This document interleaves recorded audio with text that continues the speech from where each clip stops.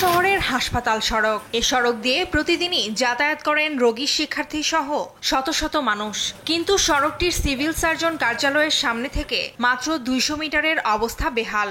বিভিন্ন স্থানে সৃষ্টি হয়েছে ছোট বড় অসংখ্য গর্ত। এসব গর্তে পানি জমে কাদার সৃষ্টি হয়, জনদুর্ভোগ চরমে উঠেছে।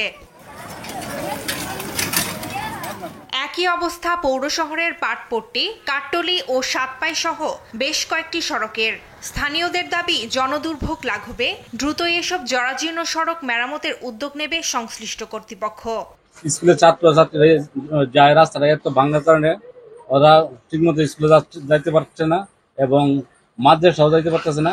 বৃষ্টির দিনে যাওয়া যায় না এমনিতেই, এখানে ভাঙা টাঙা পানি উঠে যায়, আর বৃষ্টি না আর সবসময় গাড়ি চলা যায় আর পানি লাগিয়ে। বৃষ্টি পড়ে, এই সময় বৃষ্টি আসে, সময় পানিটা অনেক জায়গায় আমরা মাছের পর্যন্ত পানি রাস্তার কারণে অনেক সময় অনেক অ্যাক্সিডেন্ট হয়, দুর্ঘটনার শিকার হইতে হয় আমাদের। এই রাস্তাটা এবং পানি সঞ্চালনের একটা ব্যবস্থা দ্রুত মেরামতের জন্য বা করার জন্য আমি কর্তৃপক্ষের কাছে আবেদন জানাচ্ছি। কিন্তু রাস্তার কাজ এরই মধ্যে শুরু হয়েছে জানিয়ে নেত্রকোনা পৌর প্রশাসক বলেন, আগামী বরাদ্দেই জরাজীর্ণ সব সড়ক মেরামত করা হবে। যে রাস্তাগুলোর কাজ চলমান আছে সেই রাস্তাগুলো আশা করি দ্রুতই শেষ হয়ে যাবে।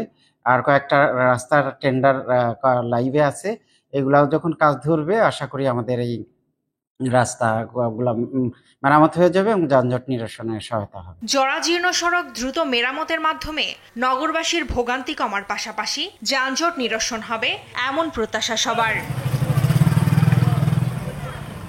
ফারজানা আফরোজ টুম্পা, নিউজ ডেস্ক, দেশ টিভি।